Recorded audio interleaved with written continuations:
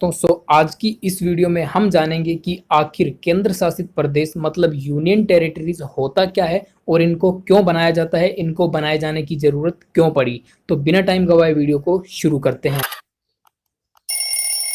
तो चलिए सबसे पहले जानते हैं कि आखिर केंद्र शासित प्रदेश मतलब यूनियन टेरिटरीज होते क्या हैं। भारत के सभी राज्यों में अपनी निर्वाचित सरकार होती है जिसको राज्य सरकार के नाम से जाना जाता है और राज्य सरकार के पास अपने क्षेत्र में कानून बनाने और उसे संशोधित करने का पूरा अधिकार होता है। वहीं इसके बिल्कुल विपरीत केंद्र शासित प्रदेश की अपनी कोई सरकार नहीं होती, इस पर सीधे शासन केंद्र सरकार द्वारा चलाया जाता है। इसका मतलब ये हुआ कि केंद्र शासित प्रदेशों में शासन व्यवस्था को संभालने का काम सीधे सीधे भारत सरकार स्वयं करती है।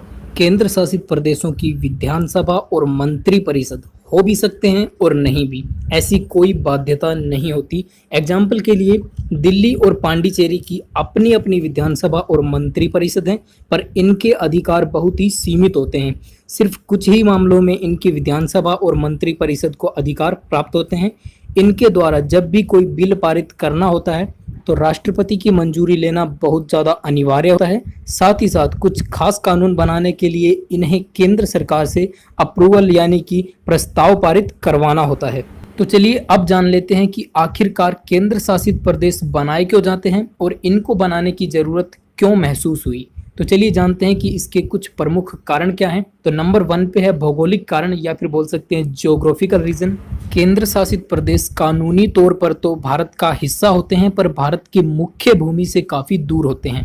इसके चलते इनको पड़ोसी राज्यों का हिस्सा नहीं बनाया जा सकता। जनसंख्या एवं क्षेत्रफल की दृष्टि से भी काफी छोटे होते हैं, जिनके चलते इन्हें अलग से राज्य का दर्जा भी नहीं जा सकता। इसी कारण इन्हें केंद्र शासित प्रदेश बनाकर इन पर सीधे भारत सरकार का शासन चलाया जाता है।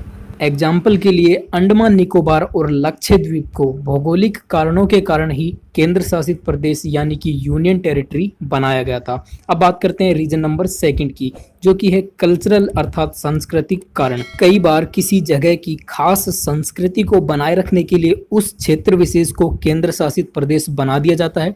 ऐसा करने पर उस क्षेत्र विशेष की सांस्कृतिक विरासत को ज्यों का त्यों बनाए रखा जा सकता है। दमन और द्वीप, दादर और नगर हवेली तथा पांडिचेरी इसी के एग्जाम्पल हैं। दरअसल इन पर लंबे समय तक यूरोपीय देशों जैसे कि पुर्तगाल और फ्रांस का शासन रहा था, इन्होंने राज किया था, इसलिए यहाँ का कल्चर जो है उनसे मेल खाता है और उनके इसी कल्चर को बचाए रखने के लिए इन्हें किसी राज्य में नहीं मिलाया गया बल्कि एक केंद्र शासित प्रदेश का दर्जा दे दिया गया। पांडिचेरी, जिसे पुडुचेरी भी कहा जाता है, की एक खास बात यह भी है कि इसके 4 जिले देश के अलग अलग राज्यों से मिलते हैं।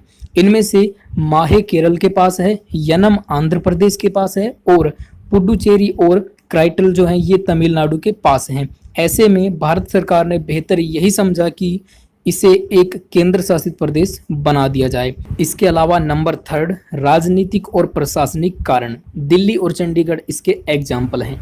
भारत में नई दिल्ली को किसी राज्य से ठीक उसी तरह अलग रखा गया है जिस तरह से अमेरिका से राजधानी वाशिंगटन डीसी को रखा गया है। 1956 से लेकर 1991 तक यानी कि 1991 तक दिल्ली भी केंद्र शासित प्रदेश ही था, लेकिन 1991 में 69वां यानी कि 69th संविधान संशोधन जो हुआ उसके द्वारा दिल्ली को नेशनल कैपिटल टेरिटरी यानी कि एनसीटी का दर्जा दिया गया और यहाँ पर भी पांडिचेरी की तरह स्वयं के मंत्रिमंडल और मुख्यमंत्री का सिस्टम लागू हो गया। दिल्ली के अंदर लेफ्टिनेंट गवर्नर की नियुक्ति होती है जो कि केंद्र सरकार करती है। सीधे सरल शब्दों में कहें तो लेफ्टिनेंट गवर्नर और कैबिनेट के तालमेल से ही यह प्रदेश चल पाता है। चंडीगढ़ 1966 तक पंजाब की राजधानी बना रहा, लेकिन 1966 में हरियाणा का गठन हो जाने के बाद पंजाब और हरियाणा दोनों ने ही चंडीगढ़ को अपनी राजधानी बनाने की जिद पकड़ ली। तो इसी परिस्थिति के कारण चंडीगढ़ को यूनियन टेरिटरी बनाकर दोनों राज्यों की राजधानी बना दिया गया। तो यही वो कुछ प्रमुख कारण हैं जिनकी वजह से केंद्र शासित प्रदेश मतलब कि यूनियन टेरिटरी बनाए जाते हैं। भारतीय संविधान का आर्टिकल नंबर 370 भी अब हट चुका है और इसी के तहत जम्मू कश्मीर राज्य को मुख्य अधिकार और शक्तियां जो प्राप्त थी पहले उनको भी समाप्त कर दिया गया है। इसके साथ ही साथ जम्मू कश्मीर को 2 भागों में बांट दिया गया है। पहला हिस्सा है कश्मीर और दूसरा है लद्दाख, और इन दोनों को अब केंद्र शासित प्रदेश बना दिया गया है। अब इनकी शासन व्यवस्था की बागडोर सीधे भारत सरकार के हाथों में आ गई है।